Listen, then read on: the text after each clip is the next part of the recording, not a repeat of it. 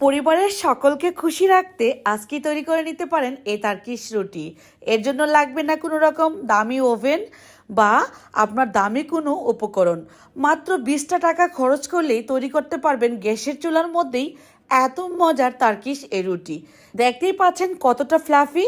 এই ফ্লাফি রুটিটা গ্যাসের চুলার মধ্যেই হবে এবং অল্প সময়ের মধ্যে তৈরি করে নিতে পারবেন।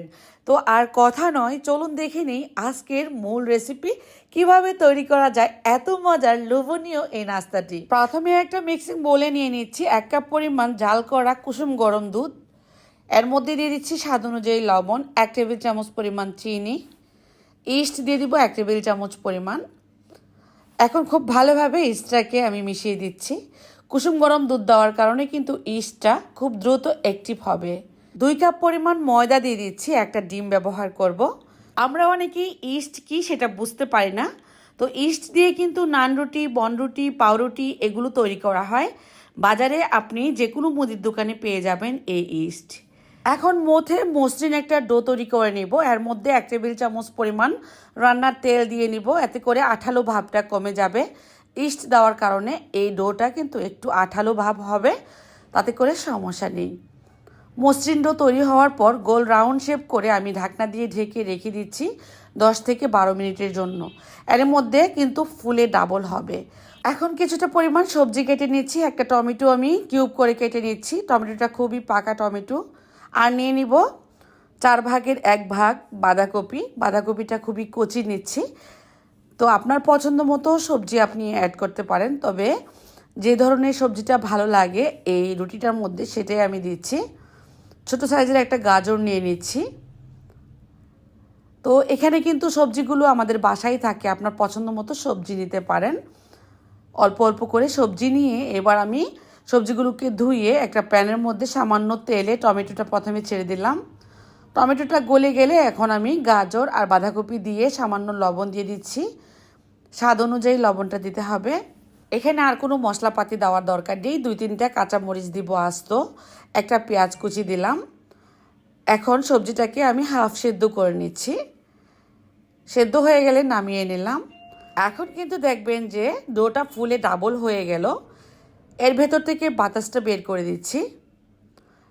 এখন আমি এটাকে 2টি ভাগে ভাগ করে নিব। সম পরিমাণে 2টা রুটি আমি বেলে নিব। এই কাজটা হাত দিয়েই করা যাবে, বেলুন পিঁড়ির দরকার হবে না। হাত দিয়ে এভাবে করে চাপলেই কিন্তু একটা মোটা সাইজের রুটি হয়ে যাবে। যে প্লেটের মধ্যে আমি এই রুটিটা তৈরি করব, স্টিলের একটা থালি নিতে হবে। প্লেন থালির মধ্যে হাতে চ্যাপটা করে রুটিটাকে আমি বড় করে নিলাম। একটু মোটা সাইজের রুটি হয়েছে। এরপর পুর দিয়ে দিলাম ভেতরে, যে পুরটা রেডি করে নিয়েছিলাম। ওপর থেকে আমি যে শেপটা রেখেছিলাম আরও একটা রুটি এভাবে করে বানিয়ে দিয়ে দিলাম। মাঝখানে একটু গর্ত করে নিলাম।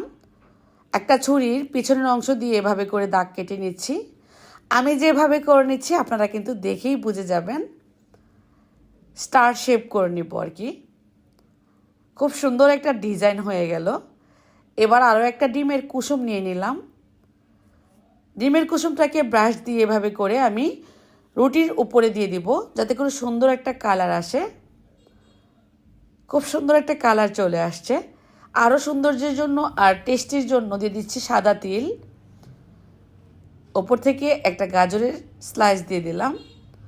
এই পাতিলটাই হবে আমার ওভেন। আমি চুলার মধ্যে বসিয়ে একটা মোটা কাগজ দিয়ে দিলাম। ফলের যে ঠোঙাগুলো আসে সেই ঠোঙা দিয়ে স্ট্যান্ড বসিয়ে 5 মিনিটের মতো আমি গরম করে নিয়েছি ভেতরটা।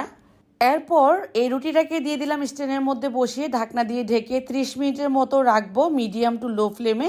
এর মধ্যে সুন্দর একটা কালার চলে আসবে আর তুলতুলে নরম হবে এই রুটিটা।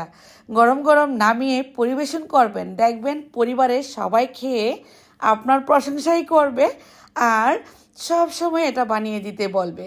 টার্কিশ এই রুটিটা খেতে ভীষণই মজার, ট্রাই করবেন। নিচের অংশটা কিন্তু অনেক সুন্দর ফ্লাফি হয়েছে, ভেতরটা যেমন। কেমন লাগলো রেসিপি কমেন্টে লিখে জানাবেন। ভালো লাগলে বেশি বেশি করে শেয়ার করে দিবেন, এতে করে নতুন নতুন আপুরাও কিন্তু আমার রেসিপিটি দেখে উপকৃত হবে।